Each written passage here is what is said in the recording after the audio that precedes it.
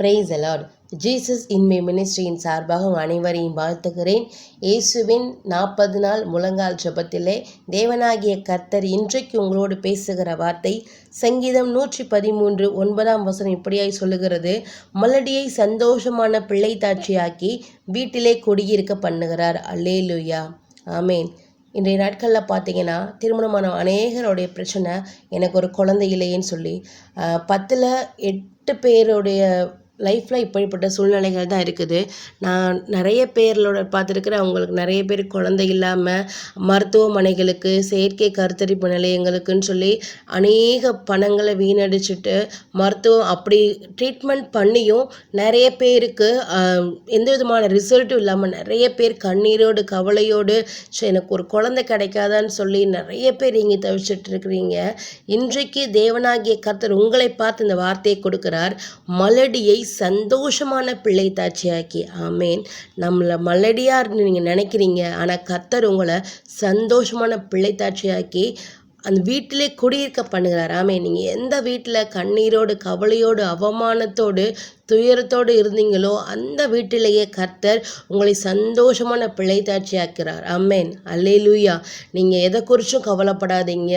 சொந்த பந்தங்களோட ஃபங்க்ஷன்ஸுக்கு போக முடியலை, என்னால் ரொம்ப நெருக்கப்படுறேன், குத்தப்படுறேன், அவங்க வார்த்தைகள் ஒவ்வொன்றும் ரொம்ப நெஞ்சை கஷ்டப்படுத்திகிட்டே இருக்குது, என்னால் ஒரு ஃபங்க்ஷனுக்கு போக முடியல, வெளியில் போக முடியல, ஒர்க்குக்கு போக முடியல, என்ன விசேஷம் இல்லையான்னு சொல்லி எல்லாரும் ரொம்ப கேட்கும்போது எனக்கு ரொம்ப மனசு கஷ்டமாக இருக்குது, என்னால் ஒரு வேலையும் கான்சென்ட்ராக பண்ண முடியலன்னு சொல்லி நீங்கள் கவலையோடு இருக்கிறீங்களா? கர்த்தர் உங்களை பார்த்து இன்றைக்கு இந்த வார்த்தையை கொடுக்கிறார், உங்களை சந்தோஷமான பிள்ளை தாட்சிக்கு உங்கள் வீட்டில் குடியிருக்க பண்ண போகிறார். ஆமேன்.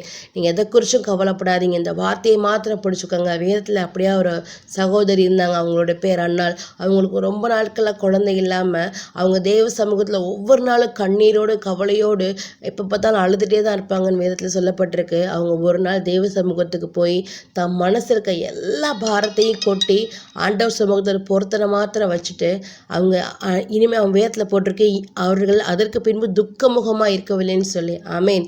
நீங்கள் விசுவாசத்தோட தேவ சமூகத்திற்கு போங்க, கர்த்தர் உங்களுக்கு பெரிய அற்புதங்களை செய்வார், உங்கள் ஜெபத்திற்கு பதில் கிடைக்கும்னு சொல்லி நீங்கள் அவர் சமூகத்தில் சொல்லிட்டீங்கன்னா அதை குறித்து கவலைப்படாதீங்க. கர்த்தர் உங்களுக்கு பெரிய அற்புதங்களை செய்வார். இனிமேல் நீங்கள் துக்கமுகமாக இருக்காதீங்க. ஆமேன். நம்ம இதற்காக ஜெபிப்போமா? அன்புள்ள தகப்பனே, இந்த நாளுக்காக அந்த வேலைக்காக நன்றி செலுத்துகிறோம். தகப்பனே, அப்பா சொல்லப்பட்ட அந்த வார்த்தையின் பிரகாரமாய் மலடியை சந்தோஷமான பிள்ளை தாட்சியாக்கி வீட்டில் குடியிருக்க பண்ணுவேன்னு சொன்னீங்களே, அந்த வார்த்தைக்காக உண்மை சோதரிக்கிறோம் ஐயா. அப்பா, இந்த நாளில் யார் யாரெல்லாம் எனக்கு ஒரு குழந்தை வேணும்னு சொல்லி கண்ணீரோடும் கவலையோடும் அப்பா அந்த வார்த்தையை கேட்டுக்கொண்டிருக்கிறார்கள், ஒவ்வொருத்தரோட வாழ்க்கையும் பெரிய அற்புதங்கள் நடக்கணும் இயேசுவின் நாமத்தில். சாராளோட கர்ப்பத்தை ஆசீர்வதித்த என் தேவன், அண்ணலோட கர்ப்பத்தை கடாட்சித்த என் கர்த்தர், அன்னைவரை எலிசபெத்துடைய தகப்ப கர்ப்பத்தில் அப்போ ஒரு குழந்தையை கொடுத்து நீங்கள் ஆசீர்வதிச்சிங்களே, அதே தேவன் இன்றைக்கும் நீங்கள் வல்லமையோடு இருக்கிறீங்க ராஜா.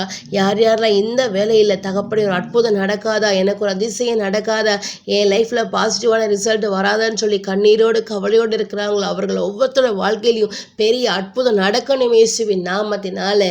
அப்பா தகப்பனே, கர்ப்பப்பையில் இருக்கிற எல்லா பிரச்சனைகள், அப்போ அந்த பிசிஓடி ப்ராப்ளம், தைராய்டு ப்ராப்ளம் எல்லாம் இயேசுவின் நாமத்தில் மறைந்து போகட்டும் ஐயா. ஆவியானவரை நீங்கள் அற்புதங்களை செய்யுங்க. உடல் ரீதியாக இருக்க எல்லா பிரச்சனைகளும் இயேசுவின் நாமத்தில் மறைந்து போகட்டும் தகப்பனே. என் தேவாதி தேவன் அவங்க வாழ்க்கையில் பெரிய அற்புதங்களை செய்யும்படியாய் ஜெபிக்கிறோம். ஒரு நாட்கள் நாங்கள் சாட்சிகளை கேட்கத்தக்கதாய் அப்பா தகப்பனே, நீங்கள் ஒவ்வொருத்தவங்களை தகப்பனே யார் யாரெல்லாம் குழந்தைக்காக கேட்டு ஜெபிக்கிறார்களோ அவங்களோட வாழ்க்கையில் ஒரு அற்புதங்களை செய்யுங்கப்பா. ஒரு குமாரனை கொடுங்க, ஒரு குமாரத்தையை கொடுங்க, அவங்களோட கர்ப்பங்களை நீங்கள் ஆசீர்வதிங்க தகப்பனே. நீர் அப்படியாய் செய்கிறதற்காக நாங்கள் நன்றி செலுத்துக்கிறோம் தகப்பனே. அப்பா, நீங்கள் அப்படியாய் தந்து அவங்க ஒவ்வொருத்தரை ஆஸ்வதிக்கிறதுக்காக நன்றி. இயேசுவின் நாமத்திலே ஜெபிக்கிறோம் நல்ல பிதாவே. ஆமென்.